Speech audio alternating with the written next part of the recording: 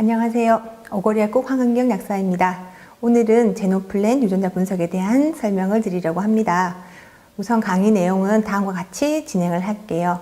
유전자 분석 해설 가이드를 이해하기 위해서 어떻게 해설 가이드를 읽을 것인지를 설명을 드릴 거고, 두 번째는 결과 보고서 샘플을 설명해 드릴 거고요. 세 번째는 항목별 원인과 관리에 대한 설명, 네 번째는 유전자별 기능, 마지막으로 카운셀링 가이드에 대해서 말씀을 드릴게요. 약국에서 유전자 분석을 왜 해야 되는지를 한번 생각을 해볼게요. 세상을 어떤 기준을 가지고 두 개로 나눈다고 할 때 저는 질환을 두 가지로 나눠보려고 해요. 하나는 유전성 질환과 하나는 가족력 질환으로 나눌 수가 있겠죠. 유전성 질환이라고 하면 다운증후군 같은 질환을 말할 수가 있는데, 유전자 분석을 통해서 일찍 안다고 해도 다운증후군을 막을 수는 없어요. 그러나 가족력 질환은 일찍 알게 되면 생활 습관을 바꿈으로 인해서 얼마든지 건강하게 지낼 수가 있는 거죠. 우리가 유전자 분석을 통해서 두 가지를 보게 되는데요. 한 부분은 헬스고 한 부분은 뷰티예요.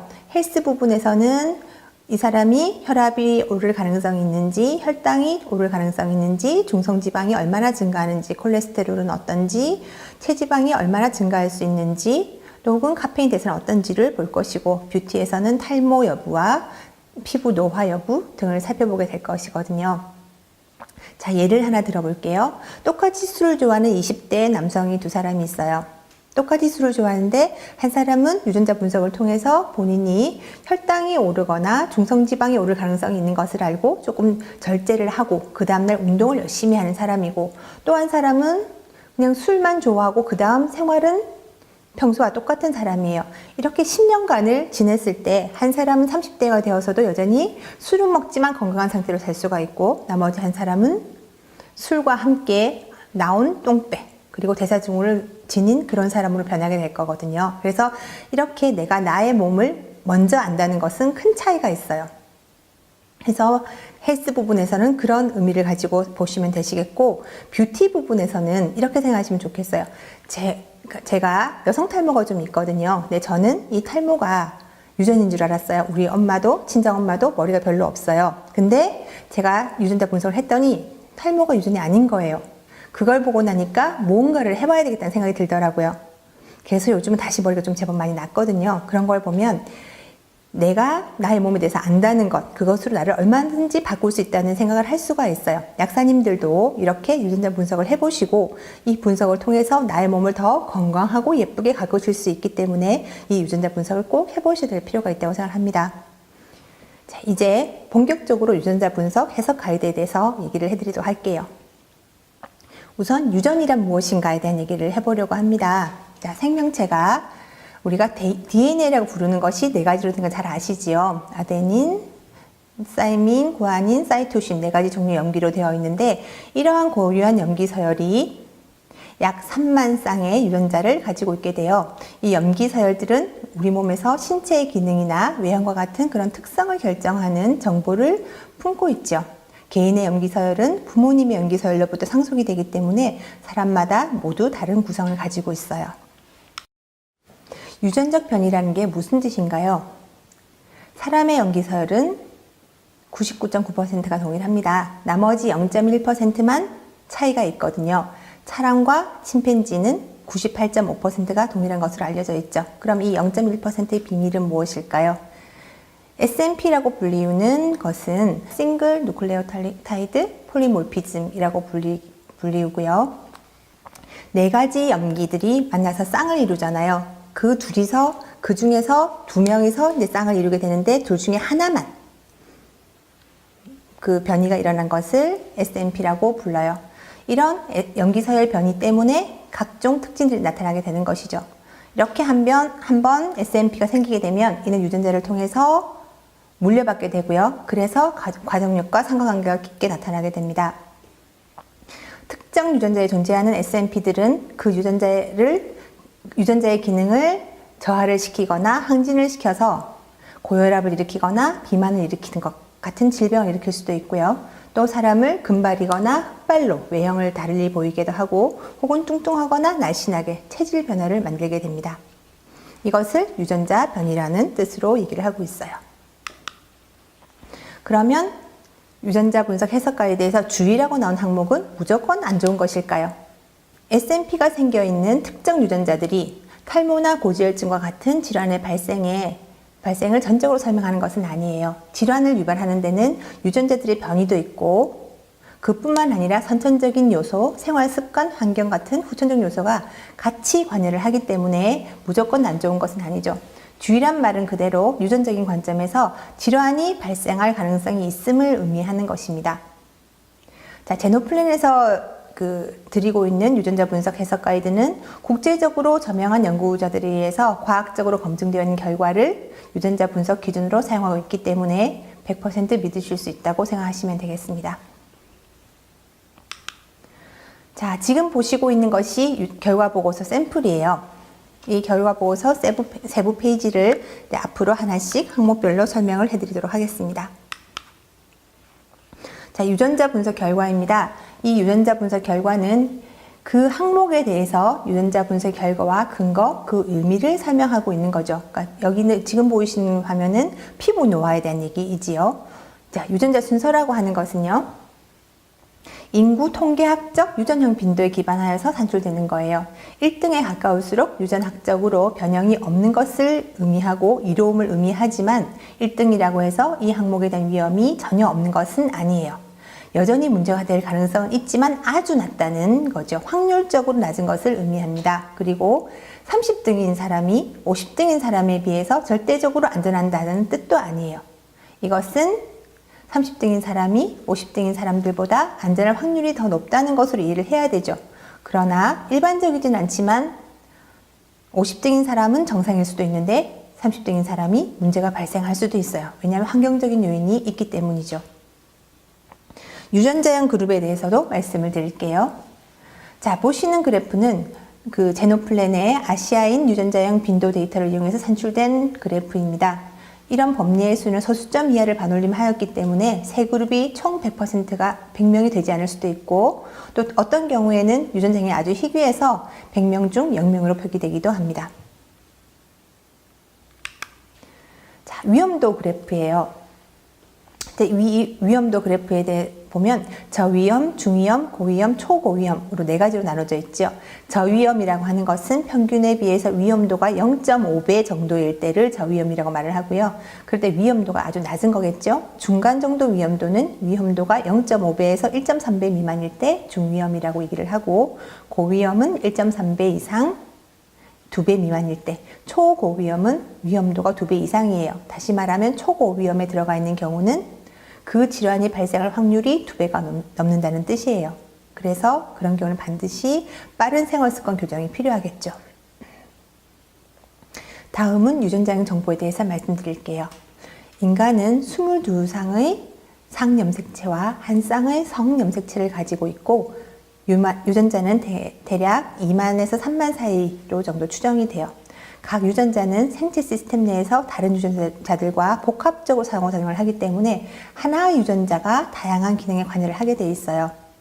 그리고 이런 유전자를 구성하는 기본 단위는 네 가지 염기, 아데닌, 사이토신, 구아닌, 사이민인데요. 이러한 유전자는 염기의 긴 서열로 표현이 될 수가 있죠. 따라서 유전자의 특정 위치를 잘 살펴보면 AA, AT, TT, CG, GT 등의 염기 쌍으로 나타나게 되고 개인별로 다양한 유전자형이 관찰될 수 있어요. 자, 그 다음은요, 우리 몸속에 있는 유전자를 그냥 그림으로 보여드리는 거예요. 그러니까 이런 식으로 22개의 상염색체와 X와 Y라는 성염색체가 구성이 되어 있죠. 그림에 뭐가 작은 글씨들이 적혀 있죠. 1번 염색체에는 문제가 생기면 저런 병들이 생기는, 또 2번, 3번, 4번, 5번에 보면 각 문제들이 생기는 그런 위치들이 다 지금 적어져 있는 거예요. 자, 또 뒤로 넘어가 볼게요. 자, 이번에는 여러분이 보시는 이제 그 결과지 샘플에 대해서 이제 말씀드리려고 해요. 체리량 지수에 대해서 보면 BDNF, FTO, MC4R 같은 그런 항목들에 문제가 있을 때 이제 체리량 지수가 달라지게 돼 있거든요. 다시 천천히 설명을 해보자면 BDNF는 Brain Derived Neurotrophic Factor라고 돼 있죠. 이것은 11번 유전자에 있어요. 앞에 보셨던, 좀 전에 보셨던 여기 11번 유전자에 BDNF가 있다는 거죠. 11번 유전자에 있고 그 중에서 AG 쌍 중에서 A에 문제가 있을 때 체지방이 늘어나게 된다는 그런 의미예요. 어렵지 않으시죠? FTO라고 하는 것은 보면 16번 유전자에 있다고 돼 있죠. 자, 여기 16번 조그만 유전자, 두 번째 줄 제일 끝에 16번 유전자에 문제가 있는 걸로 돼 있고요. 역시 AT쌍으로 되어 있는데 A에 변이가 있을 수 있다는 거죠. 이런 식으로 BDNF, FTO, MC4R에 문제가 생기면 체지방이 잘 생길 수 있고 중성지방이 많이 축적될 수 있는 그런 체질로 바뀐다는 뜻이고요. 밑에는 중성지방을 보시면 GCKR, TBL2, DOCK7 이렇게 돼 있잖아요. 그죠? 그러니까 이건 역시도 보면 글루코카이네이즈 레귤레이터가 GCKR의 이제 약자이고요. 이것은 2번 유전자에 문제가 있는 거예요. 다시 한번 보실까요? 2번 유전자에 또 저렇게 첫 번째 줄 길게 되어 있는 유전자에 보면 중성지방과 관련되어 있는 유전자 변이가 있는 곳이고요. 거기에는 CT라고 하는 사이아민과 사이토신 두 가지가 짝을 지우고 있는데 그 중에서 사이아민에 문제가 있을 때 중성지방이 많이 생기는 그런 것을 알려주고 있죠. 그래서 이걸 외우실 필요는 없지만 환자랑 대화를 하실 때는 이게 굉장히 도움이 많이 되실 거예요. 제가 뒤로 넘어가서 제가 이제 설명을 또 드리겠습니다. 요거 이렇게 넘어갈게요. 이런 식으로 이루어져 있고 필요하시면 앞에를 한 번 더 쳐다보시고 환자한테 보여주시기에 좋은 그런 부분들이에요. 또 하나 이용하실 수 있는 것은 BDNF의 그럼 주요 기능은 무엇이냐라고 환자가 물어볼 수 있겠죠. 그럴 때 주요 기능은 포만감을 자극하는 것이다. 그럼 FTO의 주요 기능은 무엇이냐? 이것은 비만도의 위험을 보여줄 수 있는 기능이다. MC4R은 허기 및 포만감을 조절하는 것이다. 이런 식으로 주요 기능에 대해서 설명해 주실 수가 있으세요. 그래서 그런 환자의 설명에 이것을 이용하시면 좋을 거예요. 그냥 이 그림과 설명을 하는 것보다는 몇 번 유전자에 구체적으로 어떤 염기에 문제가 있는지를 설명해 주시는 게 훨씬 신뢰를 높일 수가 있기 때문에 지금 이 표가 여러분 앞에 주어져 있습니다. 지금까지 보셨던 유전자의 세부 기능에 대해서 하나씩 살펴보겠습니다. 이번에는 제일 먼저 체지방 유전자의 세부 기능에 대해서 알아볼게요. 체질량 지수를 알아볼 수 있는 유전자로는 BDNF, FTO, MC4R을 들 수가 있어요. BDNF는 스트레스를 조절하고 우울증을 예방하고요. 포만감을 자극하는 유전자예요. 여기에 변이가 생기면 비만이 유발되는 것으로 알려져 있죠. 아까 보셨던 것처럼 11번 유전자에 BDNF가 존재를 하고 있고 그 중에서 아데닌 위치가 변이가 있어요. FTO는 탄수화물에서 지방으로의 전환량을 증가시키는 그런 유전자예요. 여기에 변이가 생기면 BMI가 당연히 증가하겠죠. 포만감을 느끼는데도 영향을 주게 되어 있습니다. 제2형 당뇨와 아주 강한 연관성이 있는 유전자예요. 얘는 16번 유전자에 위치를 하고 있고 역시 아데닌 위치에 변이가 있어요. MC4R 유전자는요. 식욕 억제를 통한 에너지 섭취 균형을 잡아주는 그런 유전자이고 지방 합성량을 조절하는 유전자인데요. 여기에 변이가 생기면 식탐이 늘고 간식 섭취가 늘게 되어 있어요.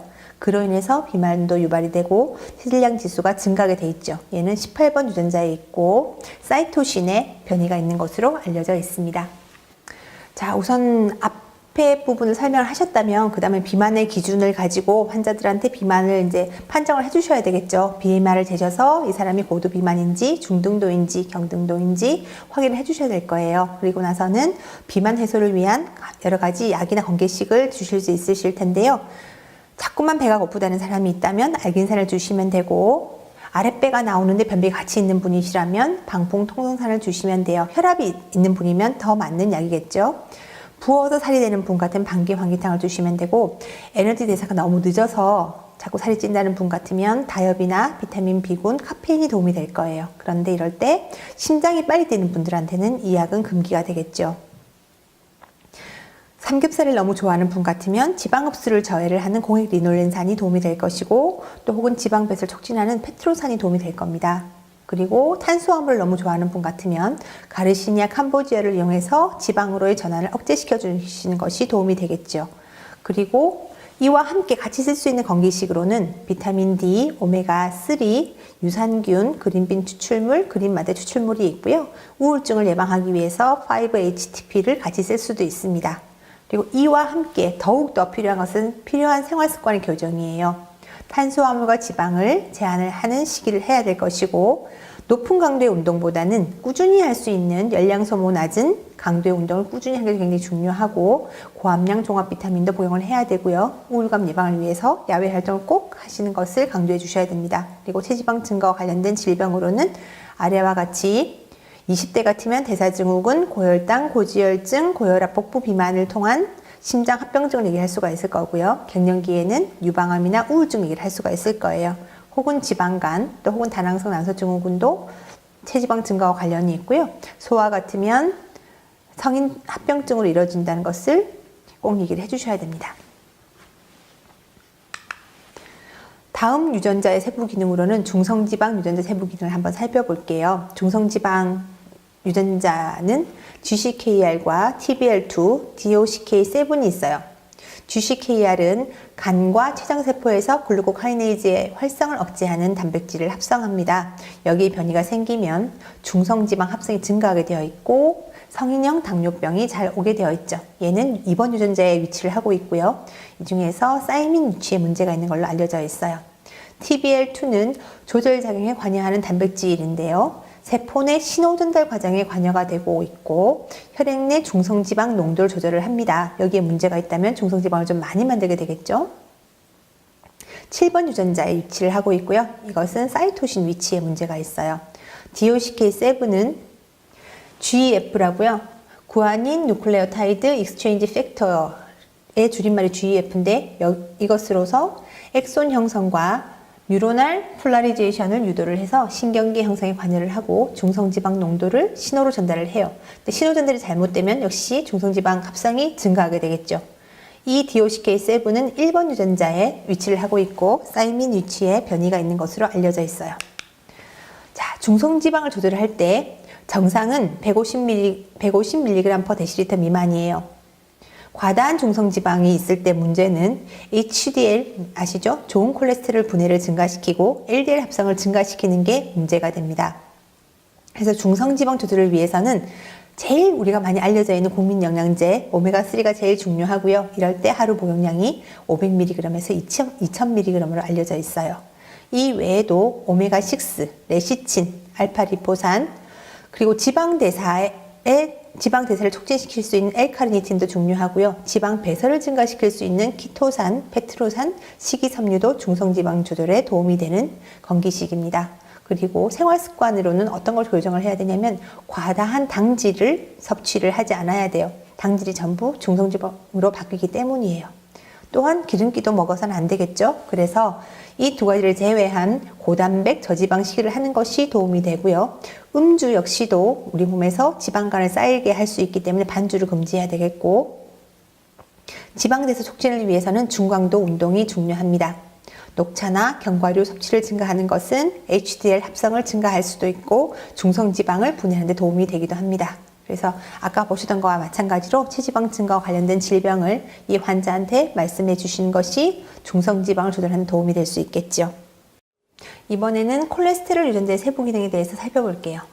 콜레스테롤을 알려줄 수 있는 유전자로는 CEPT, ABCA1, ABO가 있어요. CEPT는 HDL 콜레스테롤을 LDL 콜레스테롤로 변환시키는 역할을 하고 있고 16번 유전자에 위치해 있다고 합니다. 여기서 구아닌 위치에 변이가 있을 때 문제가 되고요. ABCA1은 ABC라고 하는 것이 옆에 적혀 있죠. ATP 바인딩 카세트 서패밀리 A 멤버 1이라고 되게 복잡하고 긴 이름의 약자인데요. 이 ABC는 ATP 바인딩 카세트인 거죠. 그 ABC는 세포의 질이 제거될 때 콜레스테롤 배출 펌프 역할을 합니다.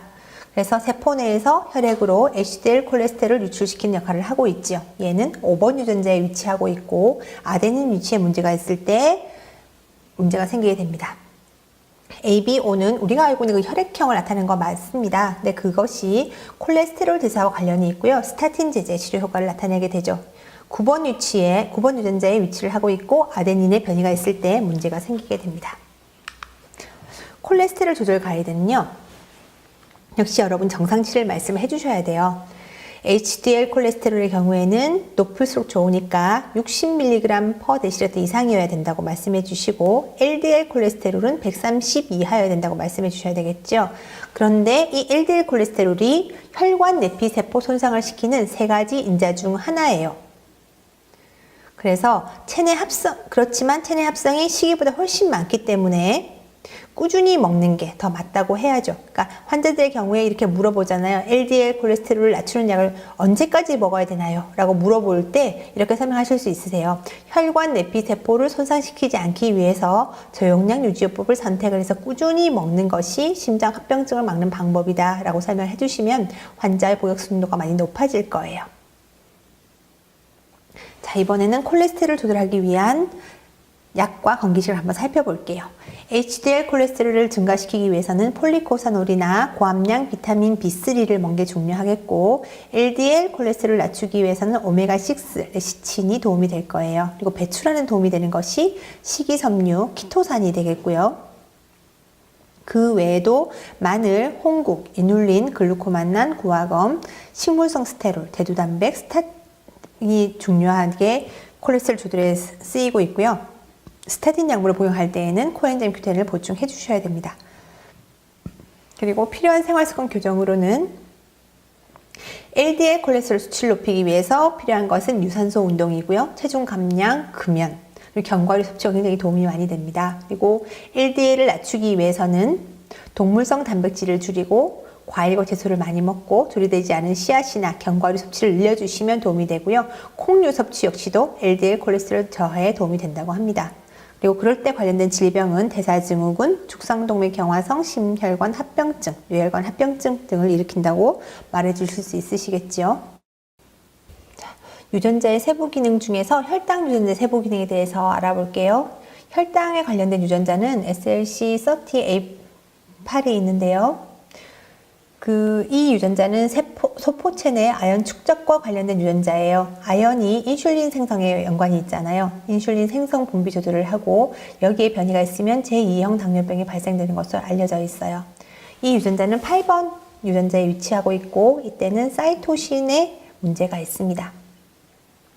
자, 글루코카이네이즈 역시도 혈당 유전자인데요. 이 유전자는 포도당의 에너지 대사 속도와 능력에 관여가 되는 거예요. 여기에 문제가 있으면 일찍부터 유형 당뇨가 온다거나 또 성인형 당뇨가 온다거나 PHI가 유발되는 것으로 알려져 있습니다. 이것은 7번 유전자에 문제가 있는 걸로 알려져 있고 이때는 아데닌 위치에 문제가 있어요.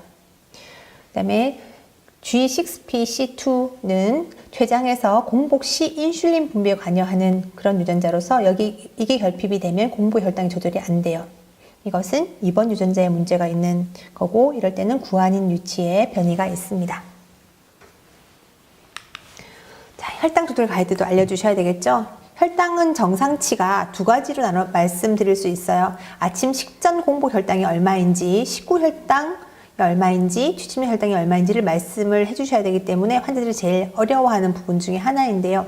아침 식전 공복 혈당은 100mg/dL 이하여야 됩니다. 식후 2시간 혈당은 140mg/dL 이하이고 취침 전 역시 혈당이 140mg/dL 이하이죠. 연말연시를 맞아서 과다한 음주를 하시게 되면 내당능 장애를 야기하게 되니까 그것도 항상 말씀해 주시면 좋겠어요. 혈당 조절을 위해 사용 가능한 약과 건기식에 대해서 한번 살펴보겠습니다. 공복 혈당을 강화하기 위해서 필요한 것은 인삼이나 밀크시슬, 마그네슘이 있고요. 식후 혈당을 강화하기 위해서 쓸 수 있는 약들은 식이섬유, 셀레늄, 크롬, 아연, 반화버엽 추출물, 뽕나무가지 추출물, 마그네슘, 비타민 D가 있어요. 그리고 포 혈당 강화제를 먹는 분들을 위해서 인크레틴 작용을 강화하기 위해서 쓸 수 있는 것은 오메가3가 있습니다. 그리고 혈당이 있는 분들은 다른 분보다 혈관 내피세포가 많이 망가지고 그에 따른 합병증이 생기기 때문에 그것을 막기 위한 여러 가지 방법들이 필요한데요. 그 중에 하나가 항산화제이죠. 그때 쓸 수 있는 항산화제가 포도씨 추출물과 피크나제놀이에요. 또 하나 혈관 내피세포에 문제를 일으키는 호모시스테인을 예방하기 위해서 고단위 비타민을 쓸 수가 있어요. 그때는 비타민 B6, 비타민 B9, 비타민 B12가 필요하고요. 그 외에 한약으로 혈당을 조절하기 위해서는 칠미지왕탕이 필요하고 또한 늘 먹을 수 있는 달여 먹을 수 있는 물에 넣을 수 있는 곡식으로는 여주가 굉장히 큰 도움을 주는 것으로 알려져 있습니다. 혈당을 조절하기 위해서 필요한 생활습관 교정으로 들어가 보겠습니다. 이럴 때는 운동을 반드시 하셔야 되시고요. 중강도 운동으로 꾸준히 하시기 굉장히 중요하세요. 그리고 혈당뿐만 아니라 콜레스테롤과 중성지방 관리도 필요하고 적절한 체중을 유지해 주셔야 되고 GI 지수가 높은 음식을 먹어서 조금 양이 많더라도 혈당이 금세 올라가지 않도록 하는 게 굉장히 중요하겠죠. 그리고 식사량을 한 3분의 2 정도로 조절을 한다거나 식사 순서만 바꾸어도 혈당은 많이 조절이 되는 걸로 알려져 있어요. 그래서 항상 배가 고프다고 말씀하시는데 그런 분들에게는 우선 야채나 토마토를 하나 먼저 먹고 그 다음에 단백질이 되는 고기나 두부를 먹고 그 다음 밥을 잡곡밥을 먹도록 하면 충분한 양을 먹고도 배가 고프지 않고 혈당 조절이 되는 것을 경험하실 수가 있으시기 때문에 그런 경우에는 식사 순서의 변경을 한번 얘기해 주시기 바랍니다. 그리고 역시 혈당증과 관련된 질병으로는 대사증후군, 죽상동맥경화성 심장합병증, 대혈관 합병증, 서혈관 합병증 등을 줄 수가 있어요. 자, 다음 혈압 유전자의 세부 기능에 대해서 한번 살펴볼게요. 혈압에 관련된 유전자로는 NT5C2가 있고요. MPR3가 있고 ATP2B1이 있어요. 그 중에서 NT5C2는 수축기, 확장기 혈압에 관여하고 있고 요산 생성과 연관이 있는 그런 유전자입니다. 여기에 변이가 되게 되면 요산이 증가하면서 관상동맥 질환이 발병하게 되어 있죠. MPR3는 나트륨 배설과 관련되어 있는 그런 유전자예요. 그래서 나트륨도 배설을 할 뿐만 아니라 혈관 확장을 억제하기 때문에 혈액량을 증가시켜서 수축기 혈압과 관련이 되어 있죠. 이 유전자는 허혈성 뇌졸중을 유발할 가능성이 있다고 알려져 있습니다. ATP2B1의 경우에는 혈관 근육세포 내에 칼슘 농도를 조절해서 혈관 수축을 시키는 그런 유전자로 알려져 있고요. 혈관의 탄력성, 긴장을 조절을 해서 여기에 문제가 생기면 혈압이 높아지는 것으로 알려져 있습니다. NT5C2의 경우에는 10번 유전자에 있고 이것은 사이민의 변이가 있으며 MPR3는 5번 유전자에 위치하고 있고요. 사이토신의 변이가 있습니다. ATP2B1의 경우에는 12번 유전자에 위치하고 있고 구아닌의 변이가 있는 것으로 알려져 있어요. 혈압 조절 가이드도 알려주셔야 되겠죠? 정상 혈압은 80에 120 이하이고 경계 혈압은 90에 140 이하이다. 많이 완화가 된 상태예요. 혈압 조절을 위해서 쓸 수 있는 약과 건기식 잘 아시겠지만 다시 살펴보면 혈관 확장에는 은행잎과 마늘 추출물, 항산화제로는 코엔자임 Q10, 코엔자임 Q10 뒤에 설명서를 보시면 혈압 강화에 도움이 된다고 분명히 적혀 있어요. 그리고 칼슘과 마그네슘 복합제, 오메가3, 정어리 추출물, 드럭머거 혹은 호모시스텐을 예방하기 위해서는 B6, B9, B12가 필요할 거고요. NO를 생성하기 위해서는 알기닌이 필요하고 혈전을 억제하기 위해서는 나토키나제가 도움이 됩니다. 그 외에 추가를 하신다고 하면 비타민 D나 샐러리나 양배추를 섭취하시는 것 도움이 되고요. 나트륨 섭취량이 많을 때에는 칼륨 음식을 먹음으로 인해서 나트륨을 바깥으로 빼주실 필요도 있습니다. 이때 필요한 생활습관 교정으로는 운동이 있는데 이 운동 강도는요 맥박수로 결정을 하시면 돼요. 160에서 본인 나이를 뺀 것을 적정 맥박수로 보시면 되죠. 그러니까 만약에 나이가 50인 사람이라면 160에서 50을 빼서 110 정도가 되도록 해서 운동을 하시면 되실 것 같고요. 음식은 저나트륨식, 금연, 금주, 스트레스 예방이 혈압 조절에 큰 도움이 될 것입니다. 고혈압과 관련된 질병은 심혈관 질환, 뇌혈관 질환, 당뇨가 있겠습니다. 자, 지금까지는 질병에 관한 것을 봤고요. 이제 마지막으로 헬스 부분에서 카페인 대사 유전자의 세부 기능에 대해서 살펴보도록 하겠습니다. 카페인 대사와 연관이 있는 AHR, CYP1A2를 한번 살펴볼게요. AHR은요, 카페인 대사 속도를 활성화하는 유전자예요. 변이 시에는 더 많은 카페인을 섭취하게 되어 있고요. 얘는 7번 유전자에 위치를 하고 있습니다. 이때 사이민의 변이가 있는 것으로 알려져 있고 CYP-A12는 많이 익숙한 그런 모습이죠. 사이토크롬 맞아요. 사이토크롬 P450 1A2라는 뜻이고요. 약물이나 물질 대사에 중요한 사이토크롬 P450입니다. 얘는 15번 유전자에 있으면서 사이토신의 변이가 있는 것으로 알려져 있죠. 그림부터 먼저 보실게요. 그림을 보시면 사이토크롬 A1A가 있고 사이토크롬 A12가 있죠. 그리고 AHR이 위에 있는 것을 보실 수 있을 때 분홍색으로 제가 표시를 해 놓았는데요. 이 AHR이 왜 중요하냐면 사이토크롬 1A1에서 사이토크롬 1A2로 변하는 것을 연관이 있기 때문이에요.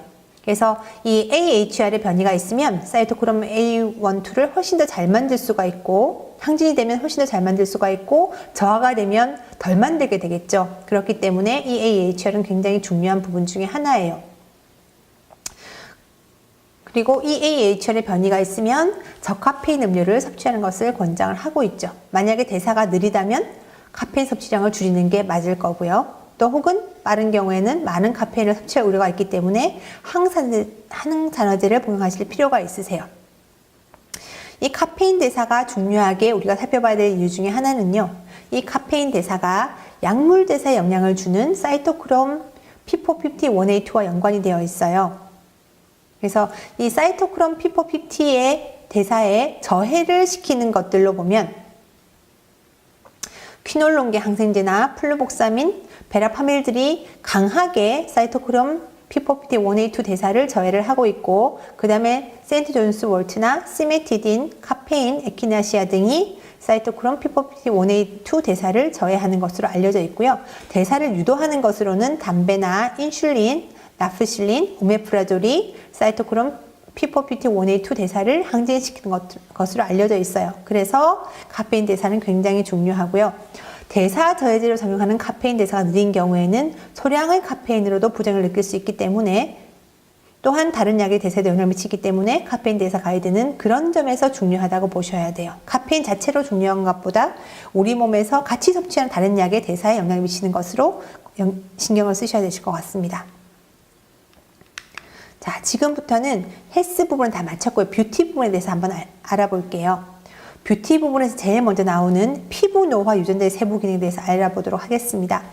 피부 노화를 알아볼 수 있는 유전자로는 AGER이 있고요. 이것은 좀 많이 보셨던 혈당을 얘기를 할 때 나왔던 Advanced Glycosylation and Product라고 하는 부분이 AGE잖아요. 거기에서 스페시픽 리셉터가 더 붙어서 AGER이 됐어요. 그래서 이 AGER은 AGE 수용체이면서 당화산물 분해 효소 유전자입니다. 여기에 변이가 생기면 피부 노화나 당뇨병, 알츠하이머 등을 유발하게 되어 있고 얘는 6번 유전자에 위치를 하고 있고요. 같은 6번 유전자이면서도 사이민의 변이가 있거나 사이토신의 변이가 있거나 아데닌의 변이가 있는 그런 세 가지 경우가 다 있는 것으로 보여지고 있습니다.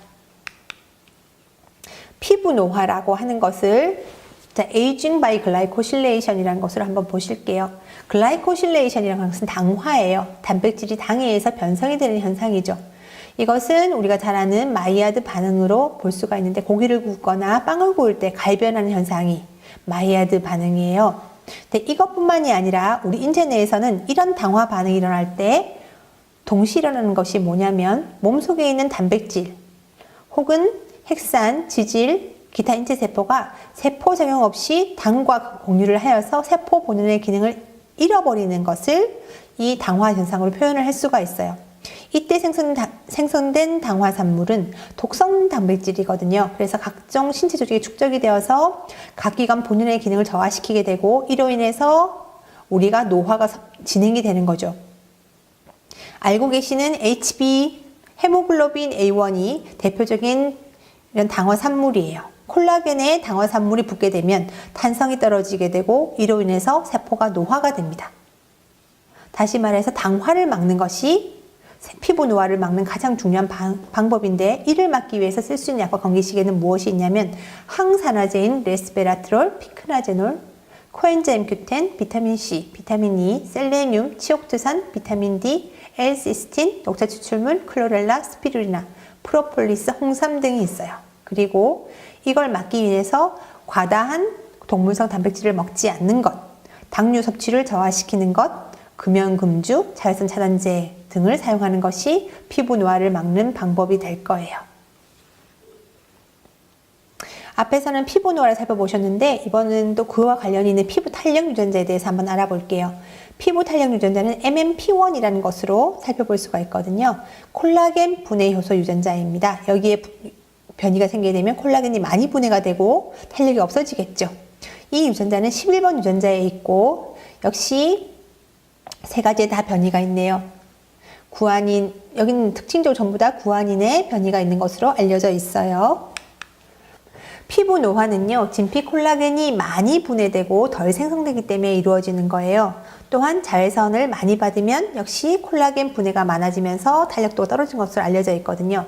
따라서 탄력을 높이기 위해서는 콜라겐 생성량을 느리고 콜라겐 분해를 막아주면 될 것 같아요. 그래서 그런 걸 위해서 이제 약과 건기식을 쓸 수 있겠죠. 이럴 때는 단백질, 비타민 A, 비타민 B, 비타민 E, 비타민 C 같은 항산화제가 필요할 거고, 철분, 피크나제놀, 포스파디딜세린, 자외선을 막는 데 도움이 된다고 되어 있죠.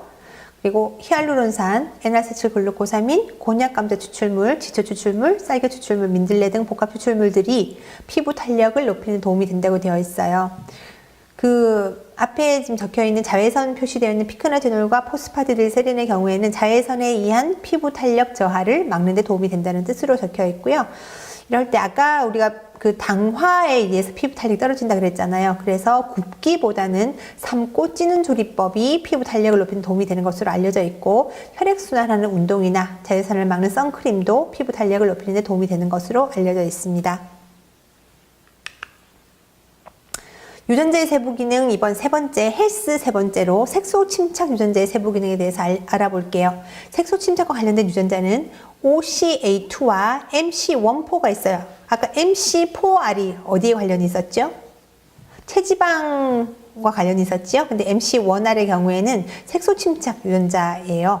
그래서 OCA2의 경우에는 멜라닌 세포 내 색소 수송 유전자이면서 모발이나 피부, 눈 색상에 관여하는 것으로 알려져 있고, 얘는 15번 유전자에 위치하고 있어요. 그래서 OCA2에 문제가 있다면 백반증이 생긴다거나 색상이 달라질 수 있겠죠. 역시 아데닌 위치에 변이가 있는 것으로 알려져 있고요. MC1R의 경우에는 멜라닌 색소 생성을 조절하는 것으로 알려져 있습니다. 포유류 피부나 모발 색소망의 멜라닌, 콜티코스테로이드 조절하는 것을 담당하는 유전자이고요. 얘는 16번 유전자에 연관이 있어요. 사이민이나 구아닌의 변이가 생길 수 있는 것으로 알려져 있네요. 동양인 피부는요, 서양인에 비해서 많이 두껍고 멜라닌 색소가 잘 침착이 되는 그런 피부예요. 피지 분비도 많은 것으로 알려져 있죠. 그래서 이 멜라닌 색소가 피부를 보호하기도 하지만 또 과다하게 자외선에 노출이 되면 멜라닌 세포의 크기가 커져서 다량의 멜라닌 색소를 만들게 되죠. 이로 인해서 주근깨나 기미 같은 것이 색소 침착이 많이 일어나게 되어 있어요. 또한 상처 치유 과정에 있어서도 동양인은 서양인에 비해서 섬유화 세포 번식이나 콜라겐 합성이 훨씬 활발하게 이루어지기 때문에 과다 색소 침착이나 흉터가 잘 생기는 것으로 알려져 있어요. 이 멜라닌 색소는 기미를 생성하기도 하고 광노화를 방지하는 기능도 있죠. 그래서 멜라닌 색소가 많은 동양의 경우에는 자외선에 의해서 멜라닌 자극을 받아서 기미가 쉽게 생성되고, 또한 표피와 진피 사이에 멜라닌이 끼기 때문에 기미 치료가 쉽지 않아요. 따라서 자외선 차단제를 사용하는 게 굉장히 중요하다고 알려져 있고, 흑인의 경우에는 기미가 잘 생기지만 피부 색상이 너무 진해서 표시가 나지 않는다고 합니다.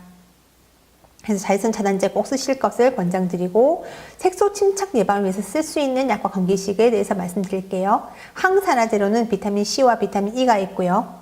멜라닌 생성 효소 억제제로는 히드로퀴논, 아젤라인산, 코지객시드가 있어요. 다 바르는 것들이죠. 그 다음에 사이토카인을 조절하는 것은 트리넥산산이 있어서 이것은 우리가 먹기도 하고 화장품을 바르기도 합니다. 박피제로는 글라이콜릭 애시드, 레티놀 애시드가 있죠. 그리고 레이저가 있고, 먹는 약 L시스틴이 있고요. 핑거루트 추출물도 피부를 희게 하는 데 도움이 된다고 합니다. 그리고 필요한 생활습관의 교정이라면 자외선 차단제를 꼭 쓰시고 비타민 섭취량을 증가하시고 금연과 금주를 하시는 방법이 있습니다.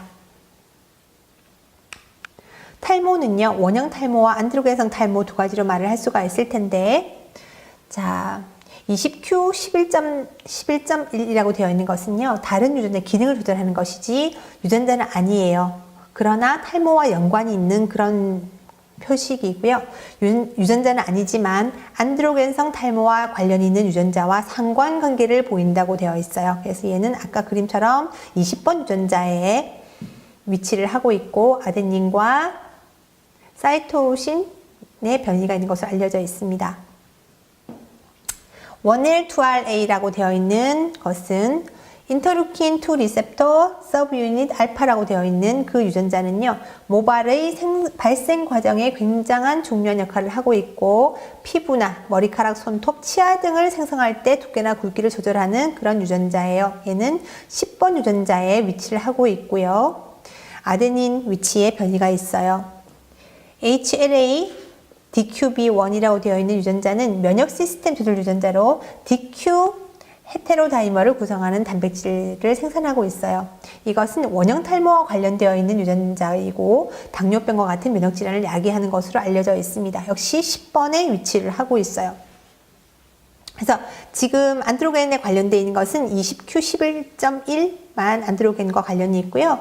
그 인터루킨 2RA나 HLA DQB1은 둘 다 원형 탈모와 연관이 있는 유전자입니다. 그래서 탈모는 정상적으로 자라던 모발이 여러 가지 원인으로 인해서 빠지거나 자라지 않는 것을 탈모증이라고 말을 하고 그 원인은 여러 가지가 있겠죠. 한국인의 경우는 백인보다 모발이 굵고 모발 밀도가 낮아요. 그래서 모발 자라는 속도가 늦기 때문에 빠지게 되면 탈모가 훨씬 더 심해 보이죠. 탈모가 발생하는 비율은 백인종이 훨씬 많지만 대신 백인종은 모발의 밀도가 빽빽하기 때문에 별로 빠져 보이지 않아요. 탈모의 종류에는 보면 안드로겐성 탈모는 유전적인 영향이 굉장히 큰 걸로 되어 있고요. 원형 탈모는 면역적인 영향력이 굉장히 큽니다. 그래서 탈모 완화를 위해서 사용하는 약과 건강기능식품에 대해서 한번 살펴볼게요. 외형에는 좀 차이가 있어서 안드로겐성 탈모에는 미녹시딜, 엘크라넬, 트레티노인, 탈모 방지 샴푸를 쓸 수가 있으시고 원형 탈모는 반드시 스테로이드 연고를 써주셔야 돼요. 내복력의 경우에는요, 안드로겐성 탈모는 피나스테리드와 두타스테리드를 쓸 수가 있고 그 외에 비오틴, 시스틴, 약용효모를 쓸 수가 있지요. 원형 탈모는 비오틴이나 시스텐처럼 영양을 주는 것을 쓰는 게 맞으세요. 약용효모, 비타민C, 비타민 B6, B9, B12, 아연, 구리 등을 이용하면 머리가 좀 잘 나는 것으로 알려져 있어요. 그리고 탈모 방지를 위해서는 많이 주무시고 충분히 쉬고 고른 영양 섭취가 굉장히 필요하고요. 올바른 세발과 모발 관리도 필요하겠죠. 그 나머지는 골고루 먹는 것을 하시면 되시겠는데 여러분이 한번 잘 살펴보시고 환자분들한테 설명해 주시면 될 것 같아요. 모발 굵기 유전자예요. 아까 동양인은 모발이 굵지만 좀 성글게 난다고 말씀드렸는데 모발 굵기와 관련되어 있는 그런 유전자입니다. 모발 굵기 유전자는 EDAR로 표현이 되어 있고요. 모발의 발생 과정에 굉장히 중요한 역할을 하는 것으로 알려져 있어요. 피부, 머리카락, 손톱, 치아 등을 생성할 때 두께나 굵기를 조절하는 유전자가 EDAR 유전자이고요. 그것은 2번에 위치를 하고 있어요. 그리고 특히 구아닌, 사이민, 구아닌 위치에 변이가 있는 것으로 알려져 있습니다. 황인종 모발의 특징 아까 말씀드렸죠. 지경이 굵고 밀도가 낮은 모발이기 때문에 빠지면 훨씬 표시가 많이 난다고 아까 말씀드렸고 한국인의 경우는 황인종 모발의 특징을 닮았지만 모발 수는 조금 더 많은 것으로 알려져 있어요. 모발의 직경은 백인의 모발의 직경은 54 마이크로미터이고요. 한국인은 81 마이크로미터예요. 굉장히 많이 굵죠. 그러나 1cm당, 1제곱cm당 모발 개수는 백인이 훨씬 많아서 탈모가 진행이 되면 한국인이 훨씬 더 머리가 많이 빠진 것처럼 보여요. 모발 굵기에 도움이 되는 약과 건강식품을 보시면 약용효모에 L-시스테인, 케라틴, 티아민, 파토센산, 칼슘이 들어있는 복합제제가 많이 나와 있죠. 그런 약용효모가 도움이 많이 되실 건데 이런 약용효모는 모근에 필수 영양을 공급하여서 여성의 확산형 탈모와 탈모는 아니지만 모발이 약해서 두피 스타일링이 되지 않는 경우에 효과가 좋아요. 그 외 비오틴은 모발이나 손발톱의 갈라짐을 방지하고 영양 공급을 하는 데 도움이 되고 있고요. 카페인 샴푸가 모근을 강화시키고 모발 성장 주기를 늘리는 것으로 알려져 있습니다. 역시 모발의 성장을 위해서는 고른 영양 섭취와 충분한 휴식과 수면, 그리고 과일, 채소, 콩류, 식물성 단백질, 기름지지 않은 단백질을 충분히 공급해 주시는 게 도움이 될 수 있고요. 철분, 구리, 아연, 비타민 B6, B9, B12를 공급하시는 것도 모발이 잘 자라는 도움이 될 수가 있습니다. 자, 이번에는요, 유전자 세부 기능 중에 헬스의 마지막 부분이에요. 비타민C 대사인데요. 비타민C 대사와 관련인 유전자는 SLC2, 3A1이에요. 얘는 신장에서 비타민 C를 재흡수하는 데 필요한 단백질이고요. 대량의 비타민 C 수송을 활성화하는 단백질이죠. 여기에 문제가 있으면 비타민 C를 흡수할 수 없겠죠. 이 유전자는 5번 유전자에 위치를 해 있고 구아닌, 아데닌, 사이토신 위치에 변이가 있는 것으로 알려져 있어요. 자, 비타민 C 역할은 잘 아셔요. 결합조직을 형성하고 철을 흡수에 필요하고 유해산소로부터 세포를 보호하는 데 필요하다는 걸 잘 알고 계신데, 따라서 이로 인해서 항산화제로 쓸 수도 있고 엽산을 활성화시킬 수도 있고 철의 흡수 촉진에도 도움이 되고 에피네프린 합성에도 도움이 되고 콜라겐 합성, 감기 예방에 쓸 수가 있지요. 자, 비타민 C의 최소 요구량은 아까 얼마 아니라고 말씀드렸지만 제대로 쓰고 우리가 일을 잘 하려면 최적 섭취량은 2000ml까지 쓸 수 있는 것으로 말씀드렸어요. 너무 많은 것은 신결석을 일으킬 수도 있기 때문에 좋지는 않은 것으로 알려져 있지요. 영양학적인 최대 권장량이 2000mg으로 알려져 있습니다. 비타민 C 대사 유전자가 변이가 있다는 것은 SLC23A1 같은 경우에는 비타민 C 트랜스포터를 합성한다고 되어 있죠. 신장에서 비타민 C를 재흡수하고 각 기관으로 전달하기 위해서 필요한 트랜스포터예요. 여기에 변이가 생기면 비타민 C 대사 속도가 증가하고 비타민 C가 재흡수되지 않기 때문에 더 많은 비타민 C 보충이 필요해요. 그래서 만약에 변이가 생겼다고 하면 고함량 비타민 C를 복용하시는 게 중요하겠죠. 그래서 여러분이 이제 어떻게, 그렇다면 지금까지 이렇게 항목별로 다 원인과 대책을 살펴보았는데 어떻게 해줄 것인가를 이제 생각을 해야 되겠죠. 카운셀링을 어떻게 할 것인지, 유전자 분석 결과를 보셨을 때 얘를 콜레스테롤로 들어서 혹시 주의라는 항목이 있는지, 주의라는 항목이 예스인지 노인지를 이제 보셔야 될 거예요. 그리고 또 하나, 그 유전자학적으로는 문제가 있는지 없는지를 살펴보시지만 현재 상황도 한번 살펴보셔야 되겠죠. 이 환자가 고지혈증약을 복용 중인지 아닌지, 또 가족력을 포함해서 고지혈증 위험군에 포함되는지 아닌지 이렇게 한 번 더 살펴보셔야 돼요. 그래서 이제 ABCD로 나눠져 있죠. 유전자 분석 결과가 주의에 해당됐다면 그건 A랑 C에 해당되겠죠. 현재 상태에 콜레스테롤약을 먹고 있거나 유전력이 있다면 A와 B에 해당이 될 거예요. 그래서 A는 이제 제일 나쁜 상황이죠. 유전자도 나쁘고 현재 상태도 약을 먹고 있는 상태이니까 이런 분들은 A를 보시면 되시겠어요. 현재 상태는 유전적 요인이 작용했을 여지가 있습니다. 그러니 지속적인 관리를 꼭 하십시오 라고 얘기가 되어 있고요. 그 다음에 B 같은 경우에는 유전자로는 문제가 없지만 현재 상태는 무언가를 약을 먹고 있는 상태이잖아요. 그죠? 그러니까 이 사람은 유전적으로는 건강한 사람이지만 환경적인 요인이 크기 때문에 이럴 경우에는 음식이나 운동을 꼭 더 주의하시라고 말씀을 드려야 돼요. C의 상태는요. 유전자로는 문제가 있는 사람인데 현재 상태는 약을 먹지 않아요.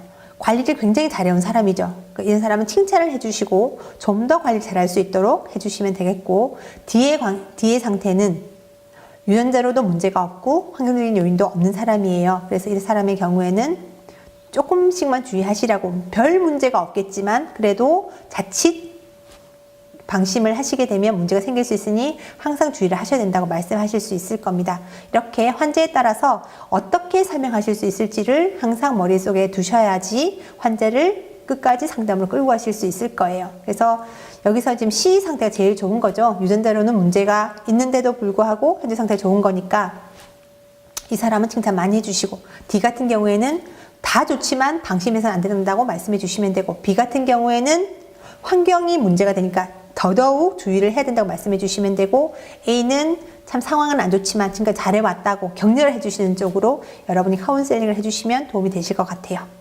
이것으로 유전자 분석에 대해서 설명을 마치도록 하겠습니다. 지금까지 긴 시간 강의 들어주셔서 감사합니다. 이 강의 내용을 환자와의 상담에 잘 활용하시기 바랍니다.